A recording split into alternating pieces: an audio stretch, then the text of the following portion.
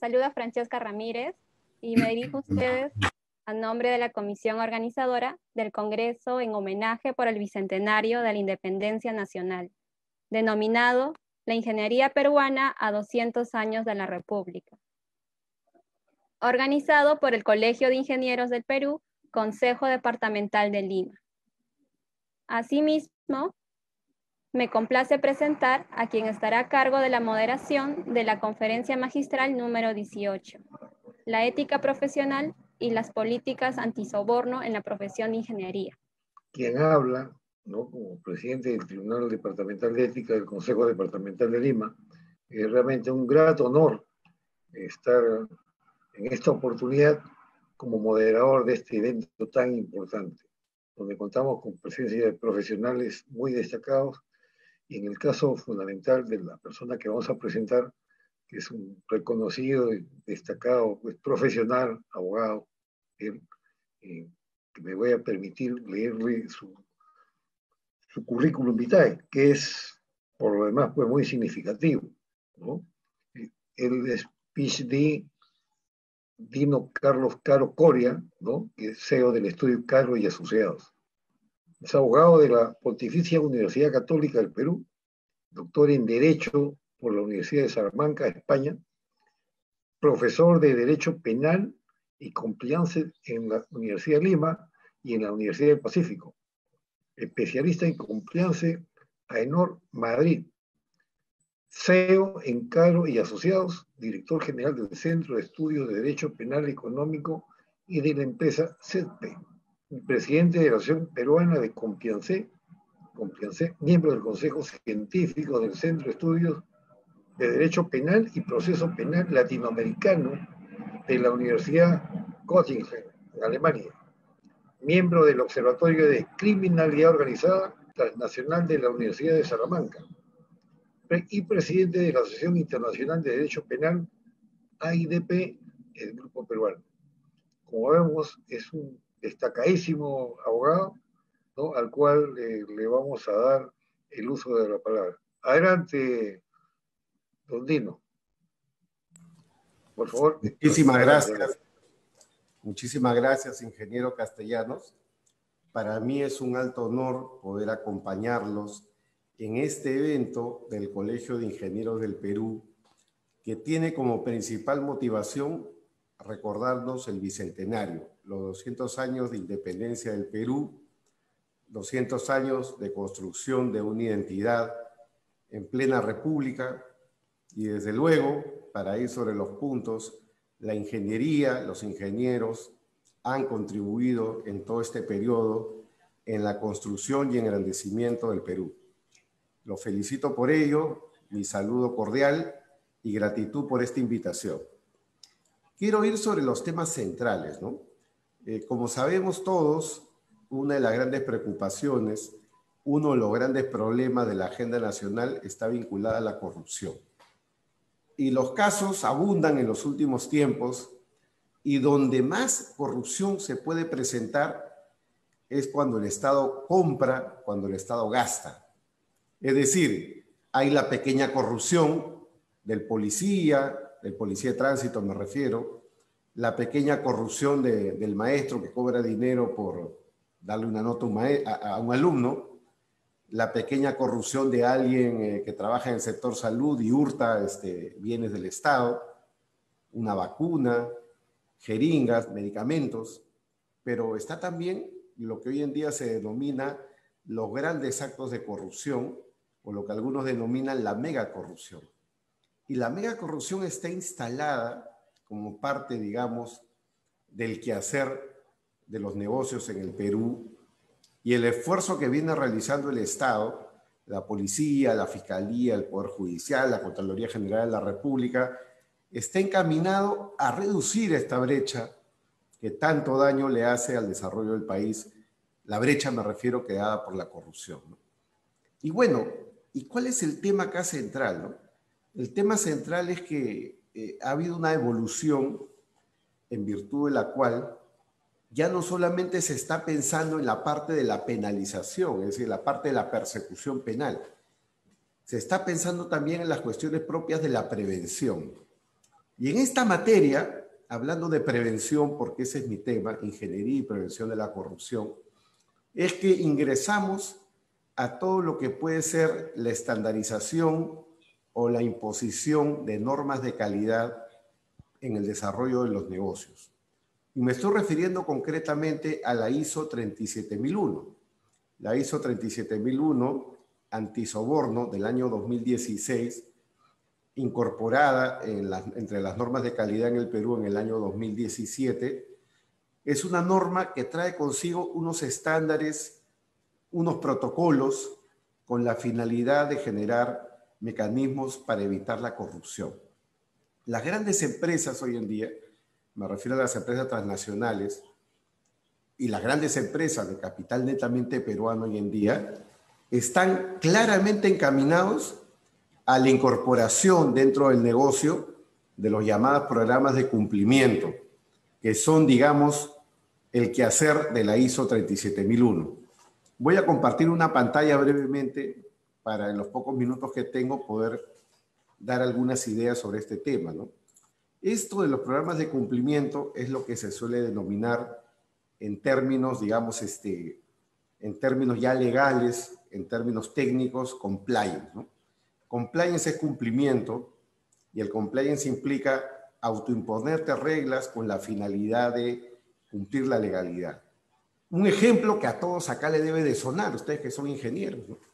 Las empresas para las que trabajan o los emprendimientos que ustedes tienen, generalmente firman contratos con el Estado, firman contratos con particulares para hacer obras de ingeniería.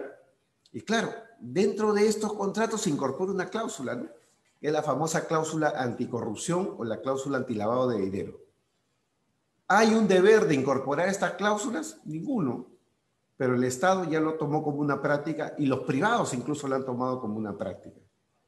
Es una mala práctica y es hasta un delito corromper a un funcionario para ganar un contrato, pero también es un delito, más que una mala práctica, corromper a otro privado para hacer negocios.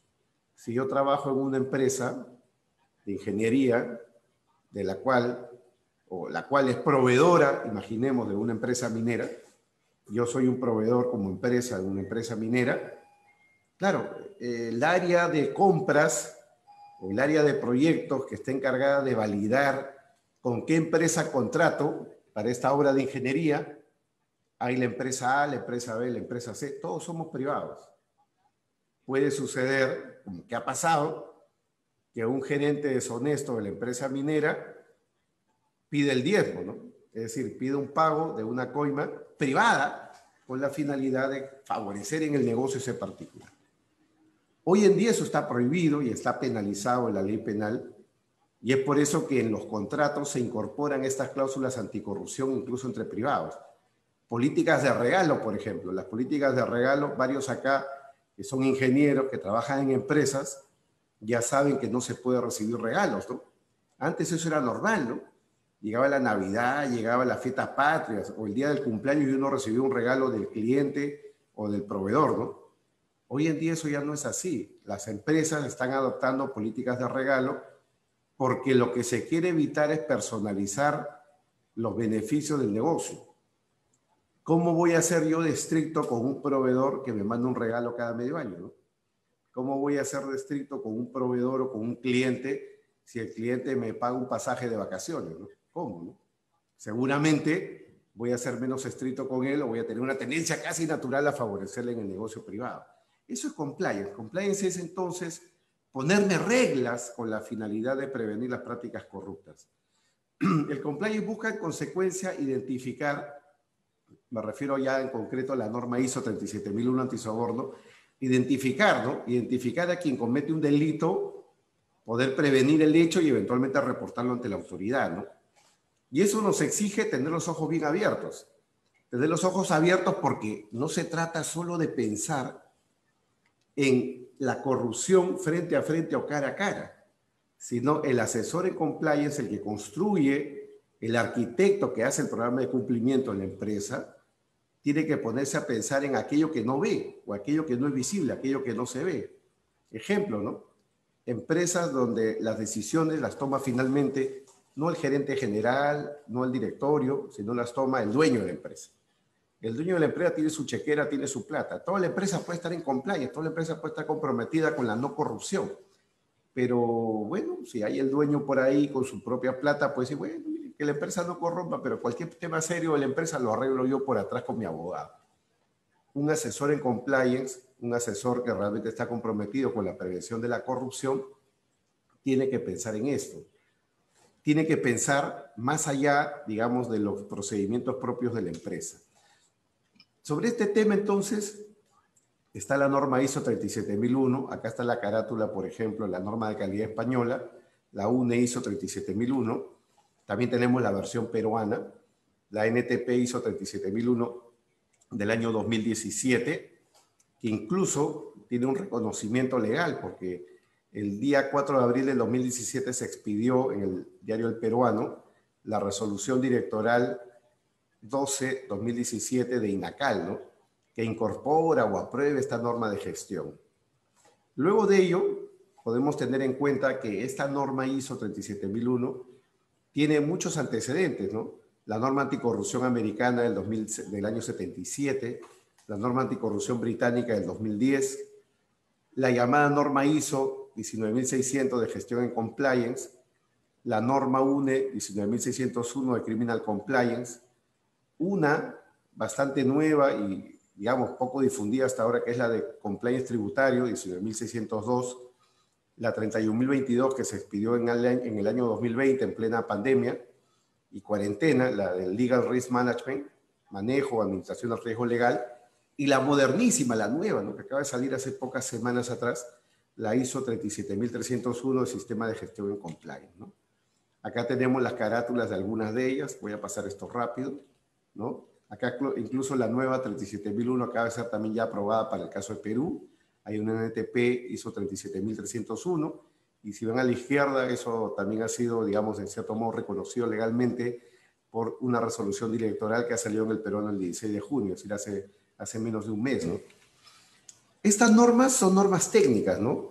Son normas que establecen una serie de protocolos con la finalidad de prevenir la corrupción. No es que sea una norma de derecho positivo, con una sanción, con una consecuencia, con una multa, si no la observa. Simplemente estamos hablando acá de gestión de la calidad, ¿no? Y por ser gestión de la calidad no es un fin, es un camino. Por lo tanto, son normas provisionales que son revisadas cada cierto tiempo.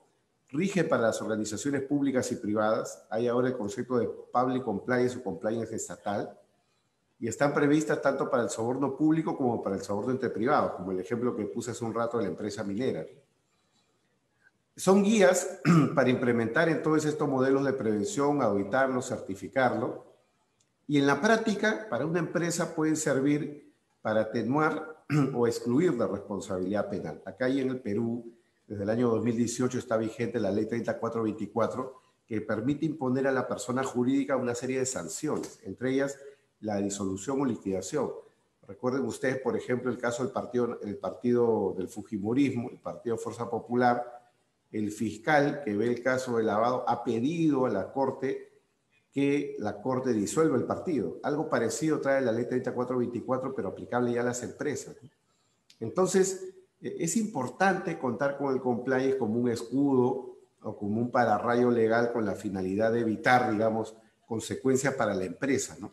Entonces, al final del día, de lo que se trata es de que estos programas de cumplimiento puedan servir de escudo para la empresa, porque ahora, conforme a la regulación, la Superintendencia del Mercado de Valores es la que va, digamos, a emitir informes al fiscal, a fin de que el fiscal reciba información y sepa si estos programas de cumplimiento que pueden regir en una empresa han sido efectivos para prevenir la corrupción, ¿no? Ahora, yendo ya sobre la norma, y en los pocos minutos que me quedan, estas normas ISO están inspiradas en el famoso ciclo de Deming, ¿no? El ciclo de Deming, que es el circuito de la calidad o el círculo virtuoso, como lo llaman algunos, de planear, hacer, verificar y actuar, ¿no? Claro, se trata en consecuencia, y ahora acá pueden ver ustedes la carátula del índice de la norma ISO 37001, ¿no? Conforme a la norma ISO, digamos, hay toda una parte donde el asesor de compliance tiene que, digamos, contextualizar su trabajo, ¿no? El punto 4 habla del contexto de la organización. qué tipo de organización tenemos, qué tipo de organización es pública, privada, en qué sector está, en qué negocio, en qué mercado, cuáles son sus fortalezas y debilidades. En el punto 5, ¿no? Todo lo que es liderazgo. No hay prevención de la corrupción si la cúpula de la empresa o de la entidad no está comprometida con la prevención de la corrupción. Como decía un amigo mío, Adán Nieto, el día que el gerente general, el dueño, el director de la empresa da un golpe en la mesa y dice, a partir de hoy día no pagamos a nadie por nada, ese día al interior de la organización las cosas cambian, porque hay un compromiso en la alta dirección. Pero si la alta dirección es tibia, si la alta dirección mira de reojo el compliance, esto no va a funcionar. Eso implica entonces entrar luego ya a la parte de planificación, ver cuáles son los recursos de apoyo con los que se puede contar. Y luego entramos al punto 8, según este índice, que para mí es el core o el corazón, digamos, del compliance, ¿no? Y ese core tiene que ver, y creo que este es el mensaje que puede quedar como, digamos, subject o resumen o abstract de esta conferencia, ¿no? El tema tiene que ver con la debida diligencia. La debida diligencia, así como los ingenieros aplican la debida diligencia en sus construcciones, un ingeniero hace una construcción, hace una planificación y aplica una técnica, aplica una industria, aplica una lex artis, las reglas de la técnica, las reglas de la ciencia, de la ingeniería, para saber qué material se pone, qué material es mejor, qué material es peor, cuál es la resistencia del material, cuántas columnas debe de tener una construcción. Estoy poniendo ejemplos sueltos. Igual es acá. Hay una suerte de ingeniería que uno tiene que aplicar a la gestión de estos programas de prevención. Y esa ciencia o esa técnica parte por el concepto de debida diligencia. El asesor de cumplimiento tiene que hacer un mapeo de riesgos, tiene que hacer un mapa de riesgos. Así como la SUNAFIL nos pide un mapa de riesgos para prevenir accidentes laborales, igual es acá. Un mapa de riesgos para la prevención de la corrupción. Un mapa de riesgos asociado a una serie de medidas para mitigar o disminuir la corrupción. Medidas como cláusula anticorrupción, código de ética, código de conducta, la capacitación permanente, la imposición de sanciones privadas cuando un colaborador o trabajador de la empresa no cumple con las reglas de cumplimiento. Ese testeo, ese factor clave es el que tiene que estar inserto en un programa de cumplimiento. El programa de cumplimiento, en consecuencia, tiene como centro, como base, el mapa de riesgos y la debida diligencia, que es, digamos, el criterio rector, ¿no? Y evidentemente, estos programas son mejorables, por eso que en el punto 9 se habla de la evaluación del desempeño. Hay que ver cada año, por ejemplo, cada 6 meses o cada año es lo recomendable, cómo ha venido evolucionando el programa, cómo se ha venido aplicando, para cerrar el círculo con la mejora, ¿no? Luego, digamos, de hacer la evaluación, hago el feedback y hago la mejora. Y así, digamos, se genera ese círculo virtuoso, ¿no? El ciclo de Deming, que yo lo llamaría más una espiral porque la mejora continua implica un engrandecimiento de lo que puede ser un sistema, ¿no? Por último, ya para terminar, simplemente decir, cumplimiento no es cumplimiento, no es golpearse el pecho, no es ir a misa, no es tampoco cosmética, marketing o algo plástico. Ya sabemos que Odebrecht, la empresa, digamos, que ha aceptado haber cometido corrupción en el Perú, tenía programas de cumplimiento, tenía un oficial de cumplimiento, tenía en su página web mensajes para prevenir la corrupción, pero ya sabemos lo que pasó en la práctica, ¿no? Entonces, no se trata de hacer marketing con el compliance. Tampoco se trata de mentir armando sistemas de fake compliance o un compliance mentiroso. Tampoco el compliance es para rayos o fusibles, ¿no? De lo que se trata es de estar en la cultura de la legalidad. Y cierro con esta reflexión. Los empresarios, al igual que los ingenieros, pueden ser muy matemáticos en el sentido de decir, oye, ¿y qué gano con esto, no? ¿Qué gano, no? Yo tengo mi mapa de riesgos laborales porque si no la SUNAFIL viene y me cierra, me sanciona, me puede paralizar el trabajo. ¿Qué gana el empresario haciendo esto, no? Porque si uno se pone a pensar en que el empresario lo que va a ganar es esto de acá, un atenuante o una eximente si hay un proceso penal, uno está pensando pues a largo plazo y hay veces nosotros no pensamos a largo plazo si no vemos costo-beneficio de inmediato, ¿no? Y yo les digo una cosa, el tema está evolucionando tan rápido que hoy en día tener un programa de cumplimiento o tener una acreditación antisoborno es una buena carta de presentación para obtener crédito en los bancos, es una buena carta de presentación para hacer negocio con privados o incluso con el Estado. Hoy en día el Estado y muchos privados, me refiero a las empresas más grandes que tienen compliance, te mandan para ser proveedor o cliente de ellos un checklist, ¿no? Y dentro de ellos viene la pregunta ácida, ¿no? ¿Tienes compliance? ¿Cuándo lo vas a tener? ¿Tienes un sistema de gestión? Yo no estoy pensando en consecuencia en la guerra, yo estoy pensando en el proceso penal. Si hay un proceso penal y tengo un buen compliance, me podré defender mejor. Pero hoy en día, right now, lo que yo puedo ganar teniendo compliance son ventajas competitivas. Ventajas en la competencia entre privados para ser postor con el Estado y evidentemente ventajas dentro del sistema financiero. Muchas gracias nuevamente por su atención y por la invitación. Y desde ya pido disculpas porque tengo que retirarme en unos minutos para una audiencia que es a las 3. Por eso que había rogado a la organización que si hubieran preguntas me las puedan plantear tan pronto se pueda para poder luego despedirme. Una vez más agradecido. Gracias por la intervención, por la invitación.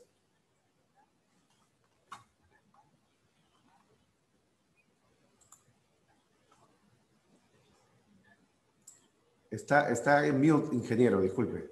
Está sin volumen.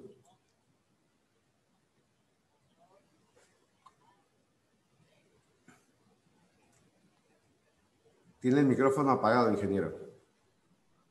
Correcto, mil disculpas, don Dino Carlos Coria. Las preguntas que estarían de repente por parte del público por hacer, de repente se le puede enviar a su correo, si fuera tan amable, si es que en este momento no hubiera ninguna, ¿no? Aunque tenemos un par de preguntas por acá, ¿no? Dice, los concursos públicos o privados quizás debían ser al azar, dice, entre postores o privados previamente acreditados a fin de evitar corrupción. ¿Cuál es su opinión al respecto? A ver, los concursos, bueno, en teoría, entre privados puede ser como uno quiera, ¿no? Porque no hay reglas. En el caso del Estado es distinto, porque en el caso del Estado hay, digamos, normas, leyes que rigen la contratación pública. Y se trata de, dependiendo del tipo de concurso, puede ser un concurso de oferta inversa, puede ser un concurso al mejor precio, puede ser un concurso, digamos, llave en mano, precio final. Es decir, no es posible en ese caso generar asignaciones o darle la buena pro por azar a alguien. Eso no es posible. La regulación lo impide.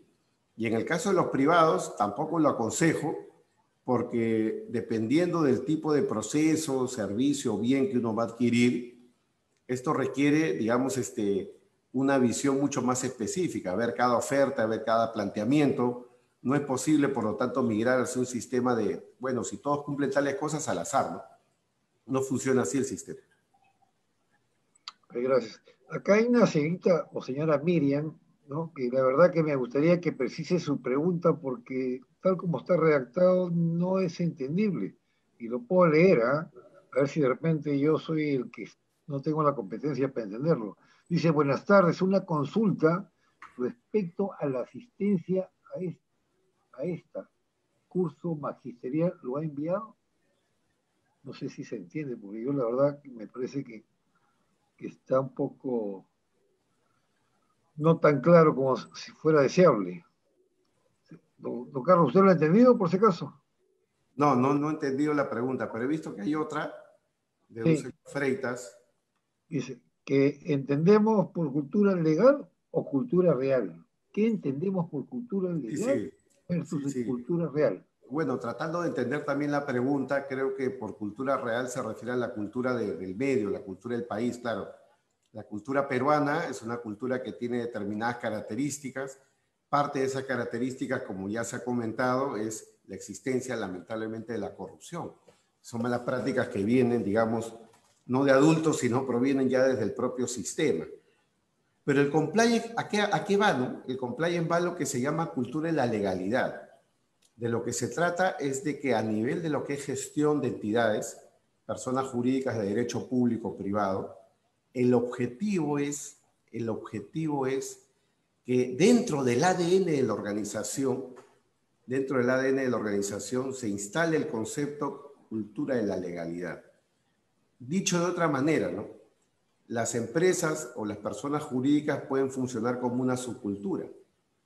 Un ejemplo, ¿no? La cultura del país es X o Y, pero la cultura, por ejemplo, del Banco de Crédito, que es una empresa que tiene estándares de cumplimiento regulatorio, no es necesariamente la cultura del país, ¿no?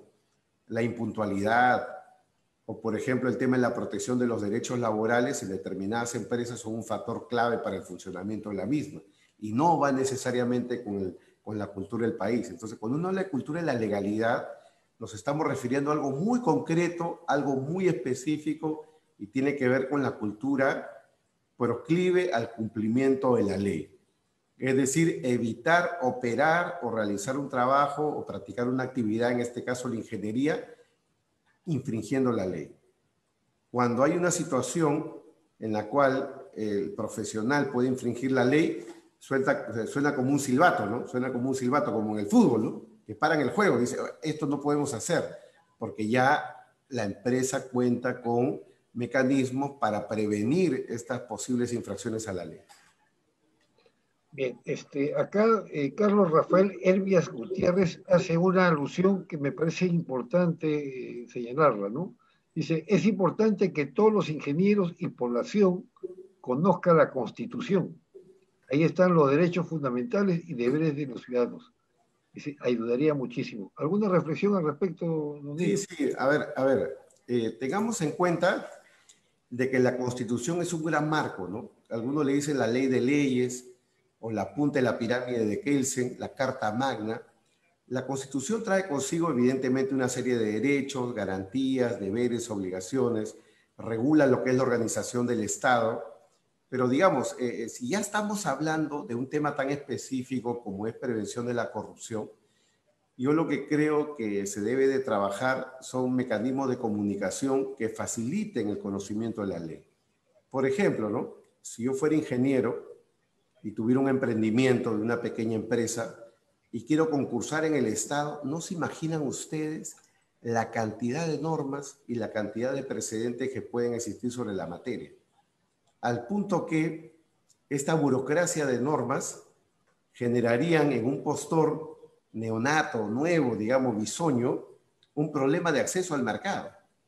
Porque las empresas que compiten presentando ofertas al Estado son empresas que pueden llegar incluso a tener un área, ¿no? Un área propia para preparar las ofertas, porque son ofertas que tienen que tener mucha información desagregada.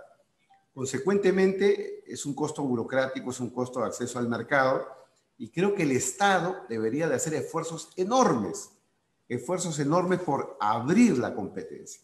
Y abrir la competencia es abrir la información. Entonces, debería el Estado permanentemente estar trabajando con los diferentes gremios, por ejemplo, el Colegio de Ingenieros del Perú, capacitando, difundiendo el cumplimiento de la ley en materia regulatoria para los concursos públicos, ¿no? De manera que el pequeño emprendedor, hasta la gran empresa, tengan oportunidad de poder ser prestadores de servicios o proveedores del Estado. Bien, el ingeniero Johnny Villón dice, ¿cómo ve usted en el marco de compliance a las empresas públicas como Petro Perú, por ejemplo? Es súper importante, al punto que Petro Perú, y me consta, ya está en el proceso de incorporación de planes o programas de cumplimiento. Lo sé por temas profesionales, está, digamos, en este momento contratando, en el proceso de contratar profesionales con la finalidad de elaborar estos mapas de riesgos para cumplir la ley 3424, es decir, para prevenir la corrupción, prevenir el lavado de activos. Y estamos hablando, ojo, de una empresa pública, ¿no? Una empresa pública que opera según su regulación como una empresa privada, pero este es el espacio para los programas de cumplimiento en el sector público. Entonces, me parece que es algo súper importante, súper positivo, y esto genera pues una ruta, ¿no? Una ruta que deberían de seguir las demás entidades públicas y las entidades privadas. Bien, acá hay una pregunta del ingeniero César Cianca Medizalde. Dice, ¿la norma técnica peruana es de obligación para las empresas? A ver, la norma técnica no es de obligación para las empresas. Las empresas están en la posibilidad de cumplirla. La ventaja de cumplirla es que si en algún momento hay un proceso penal, pueden tener un paraguas o, digamos, un escudo para poder evitar una sanción grave o incluso tratar de evitar cualquier sanción. Pero además, como ya también he dicho a lo largo de mi intervención, hay ventajas competitivas, ¿no? Por ejemplo, en Argentina salió una norma en el año 2018 que establecía que para prestar servicios al Estado, para contratar con el gobierno central o nacional, era necesario contar con un programa de cumplimiento. Acá en Perú, la ley de contratación pública o con el Estado establece que si tú tienes un programa de cumplimiento y una certificación ISO, puedes tener mayor puntaje al momento de competir para ser proveedor del Estado. Entonces, no hay una obligación legal, pero sí hay ventajas, hay, digamos, incentivos legales para estar en compliance. Solamente una pequeña precisión o un alcance, don Nino. Hay normas técnicas peruanas, por ejemplo, en el sector pesquero. Yo conozco al ingeniero que ha hecho la pregunta, y él ha trabajado y trabaja en el sector pesquero muchos años. Y, por ejemplo, hay una entidad que supervisa la calidad de los productos pesqueros. Y hay normas técnicas que son exactamente de estricto cumplimiento por parte de todas las empresas, pescadores, etcétera. Entonces, es una precisión lo que sucede con su respuesta, que ha sido muy amplia y realmente muy generosa. Solamente se lo estoy comentando para, de repente, un conocimiento en ese término, ¿no? Claro, no, excelente. De hecho, pueden haber normas técnicas que el Estado haga suyas y les dé, digamos, el vigor o fuerza normativa, ¿no? Eso puede suceder tranquilamente en determinados sectores, o que de pronto un sector como el que usted mencionó, el pesquero, diga, yo voy a operar con estas normas de calidad y este es el estándar que yo voy a exigir a los regulados. Eso es perfectamente posible. En el caso concreto de la ISO 37001 antisoborno, no es el caso todavía, es una ISO relativamente nueva y está, digamos, estamos en todo pleno proceso de difusión, aplicación, generar una práctica, pero yo creo que con el tiempo se va a convertir, no digo que en ley, porque es una norma del sistema ISO, pero sí se va a convertir en un gran referente cuando los jueces, los fiscales o las autoridades en general apliquen la ley. Sí, acá hay otra pregunta de Max Arbildo y relaciona justamente la norma peruana, la ISO 37001-2017 sobre el sistema de gestión antisoborno. Dice, ¿se puede incorporar dentro del estatuto de la empresa? Como pregunta. Pauta de cómo se debe incorporar dentro del estatuto social de la empresa, ¿no? A ver. Ingeniero Max Arbildo Chávez. Claro, se puede incorporar dentro del estatuto de la empresa una cláusula de remisión.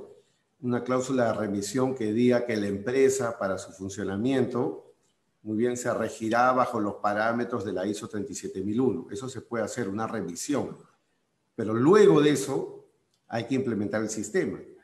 La empresa lo que tiene que hacer es crear, si no lo tiene, una gerencia de cumplimiento, una oficialidad de cumplimiento, que es un privado, una persona con rango gerencial, y que va a hacer el trabajo, así como hay los auditores, para verificar si el gasto es correcto en una empresa. Igual acá, ¿no? Una suerte de auditor que va a implementar el sistema y lo va a hacer caminar para, como decía hace un momento, prevenir la corrupción. Bien, creo que ya no tenemos más preguntas. En todo caso, damos por concluida su intervención, agradeciéndole y felicitándolo porque sus respuestas y la exposición han sido claras, contundentes, y creo que todos nos quedamos muy satisfechos, sobre todo quien habla. Y yo personalmente es un gusto de conocerlo, aunque a través de este medio ya tenía referencias suyas y muchas veces lo hemos visto por televisión, creo que más de uno. Muchísimas gracias. Muchísimas gracias, ingeniero Castellanos, un placer. Gracias a todos por la invitación y felicitaciones por el foro y por los 200 años que está cumpliendo nuestro país. Muy buenas tardes, hasta luego. Igualmente, gracias. Hasta luego, adiós. Chao, chao.